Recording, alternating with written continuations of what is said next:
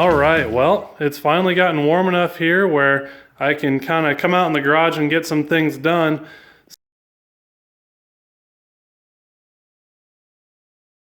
So I got this little roller engine here that came out of a rolled 94 Bronco from a subscriber. He actually has a channel of his own, and I'll leave it in the description below so you can check it out. Junkyard Digs. It's pretty neat stuff, and he runs a pretty neat Instagram page. But anyway, so he gave me a real good deal on this engine. What I'm going to do is kind of tear it down, switch it over to carburation. I'm going to do this super on a budget. So we'll go through how to do that and what's involved with that. Now the F100 itself has a few challenges. It's a manual truck, and I actually switched it to a T5 transmission. If you can see back there, the T5, and then it's mated to the old school bell housing. So it's a larger flywheel size, but if you get a flywheel from an 88 F150 or so that had the manual transmission, it actually has the right balance for the roller engine, and it's a larger size, so it accommodates that larger bell housing. The main reason I like using that larger bell housing is I'm using the old school clutch linkage, so it's nice to retain that stuff.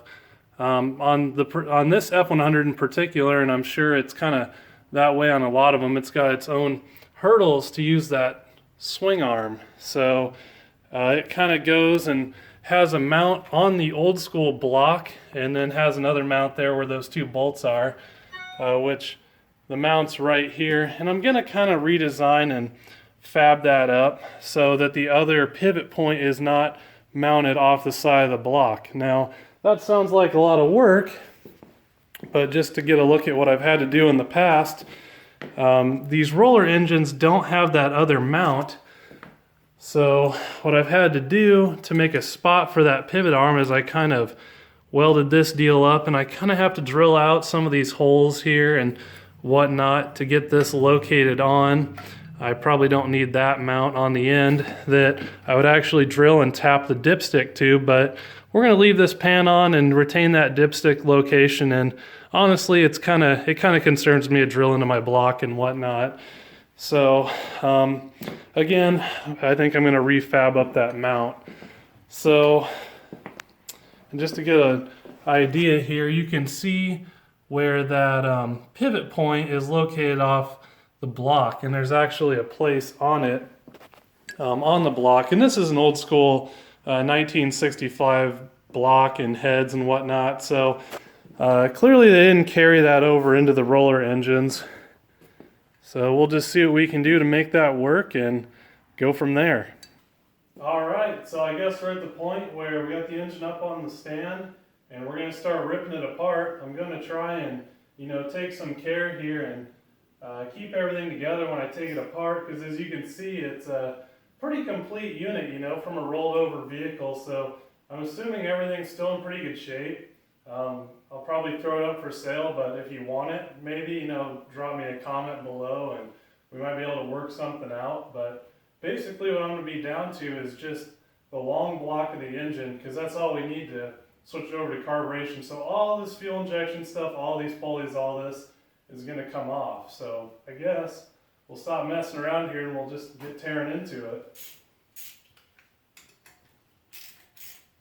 Getting all these vacuum lines removed here. It's just incredible how many vacuum lines are all over these old Ford engines, and it's primarily the main reason why, along with all the electronics, that from the 90s I favor the Chevrolet stuff, because the TBI was just so much more simple. And again, a clear representation of why I prefer carbureted stuff over all this junk. One sensor fails, one thing fails, and you're in trouble. Factory bolts. Those have definitely been on there a long time. Holy cow, those were tight.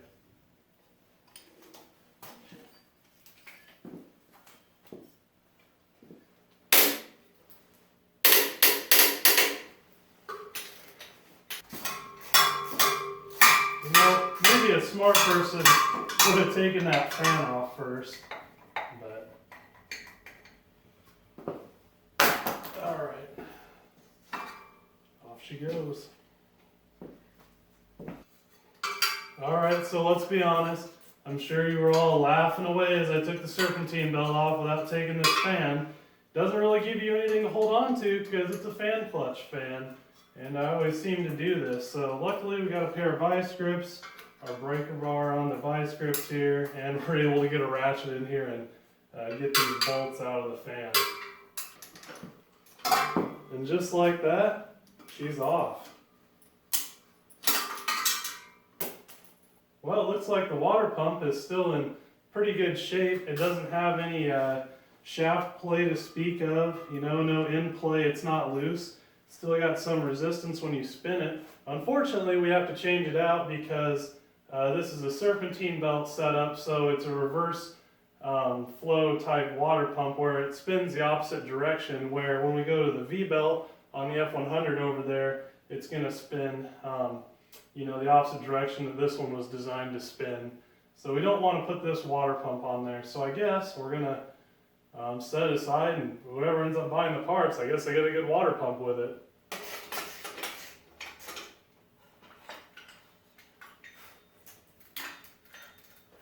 There goes the smog pump and the tensioner and idler pulley. It's amazing just how much smaller that these engines get when you remove all this stuff. Really, the V8 small block Ford is a pretty small engine.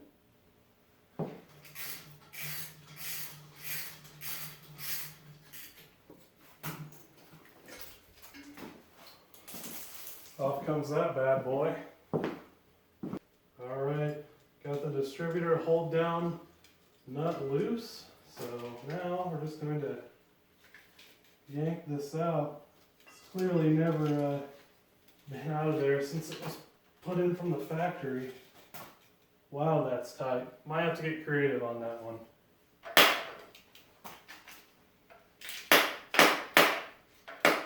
Just give it a few taps there.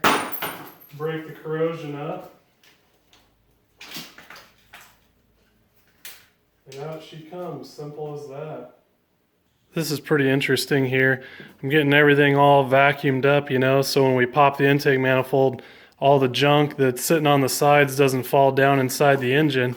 And there's actually some glass here still from, I'm assuming, when the Bronco rolled over and shattered the windshield. And somehow it got under the hood and all the way here up on the engine. So from the pictures, it looked like a pretty brutal crash. But anyway, the engine is clearly going to live on. All right, pop in the factory sealed intake manifold bolts. We're about to see exactly what this engine is and what it isn't. So I kind of have my doubts. 94 was that transitional year, especially in the trucks for the roller cams, but I'm hopeful. So I'm hoping that when we pop this intake manifold, we're going to see that nice roller cam in there. Fingers crossed. And then just like that, all the bolts out. On all the Fords here, you can always get right in, pivot off the water pump, hook on right below the water neck there, and just give it a little pop, and off she comes, and you can lift her right on off, assuming I got all the electrical connections off here. All right, and away she goes. Kind of. All the hoses and electrical kind of hanging up on me here. Just don't want to dump anything into the engine if we can help it.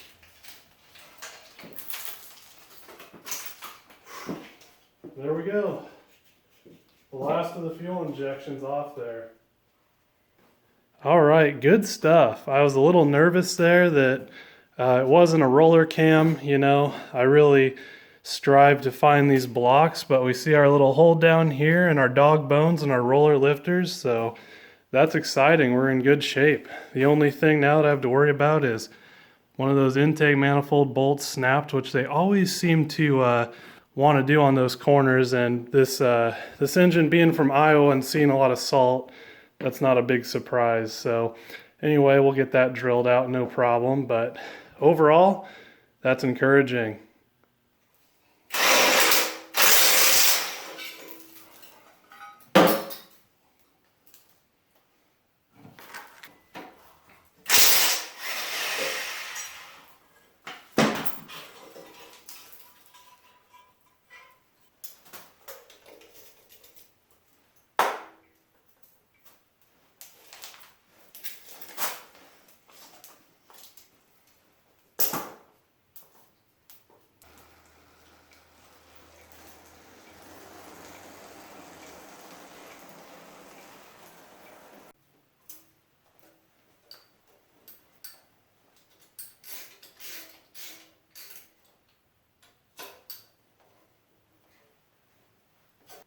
So usually when you're taking an oil pan off when you're rebuilding an engine, you know, the oil pan is usually sealed on there pretty darn good, but this one, you know, it's had oil leaking around the sides and it's not very tight anymore. And once you have all the bolts out, she's loose. So usually what I have to do is put a board on here and then I'll hit that with a hammer. So, you know, the board's absorbing the force and transferring it around a wider area, and usually that pan pops right off. But this one come right off on its own. So we're just going to yank her right on off of here and we'll take a look at our internals. All right, so a quick look inside here.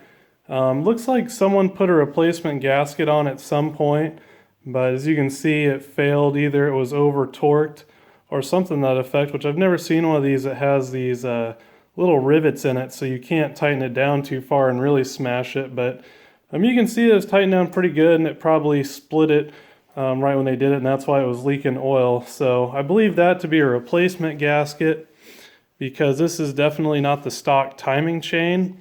So I have a good feeling you can see how the pan gasket kind of works. To remove the timing cover, to remove the timing chain, you have to change the pan gasket. So it's quite possible that someone's been in there. We'll get a better look at that when we pop our timing cover off. But all in all, you know, it looks like an engine that's ran and then sat a long time. There's nothing that jumps out to me yet as an issue. All right, so getting ready to yank our timing cover here. And whether I plan to replace the water pump or keep the water pump, either way, I kind of leave it on the timing cover here when I'm disassembling, because it gives you something to grab onto to break this timing cover gasket, which goes all the way around. So it's got a lot of surface area. It holds on pretty good, but you know, if you leave that water pump on, it gives you the leverage and you can get it right off. And truth be told, I've never actually had this happen before. You can see right here on the water pump where the bolt head snapped off. Again, you know, this engine came from Iowa, so it's seen a lot of salt, so things were pretty rusted up on this thing.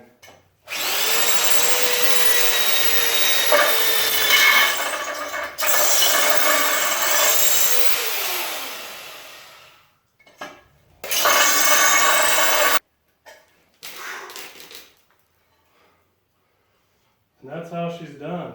Luckily, it doesn't look like we destroyed our hole and we drilled straight through. Awesome. All right, got that timing cover off and saved it and didn't destroy the block. So we got off there lucky this time. Anytime you have bolts stuck in a block, it's always pretty scary. But anyway, looking at the timing set here, we see it's a double roller. It's not a true roller, which a true roller has little roller links in the chain, and they last pretty much forever and they take quite a beating. But you know, this shows that someone's been into the engine and replaced this. But overall, pretty good. Again, you can see how far here the crankshaft turns before the camshaft gear will turn. So you can see that you'd have some alteration in timing from when you installed it straight up. But anyway, the engine looks pretty good. Definitely feels like it has solid compression. Got a little bit of oil in some of the cylinders from being upside down. But, you know, it turns smooth, has about the right resistance is what I'd expect. So I think it's going to be a good unit. So we'll keep moving forward and get everything stripped back down, cleaned up, and we'll paint this thing and get moving right along with our carb swap. So stay tuned, you know, it's going to be some pretty good stuff. You know, I kind of went through tearing this engine down quick, and I'm not necessarily going to go through step by step on how to put it back together, but I have videos on my channel. If you go to my channel, Some of my first few playlists are complete engine teardown and engine rebuild walkthroughs. So they're step by step, super intensive, and you might die of boredom, but you're going to get all the information you need to properly rebuild an engine. So anyway, like I said, kind of behind the scenes here, I'm going to get this thing kind of set up and we'll keep moving right on along.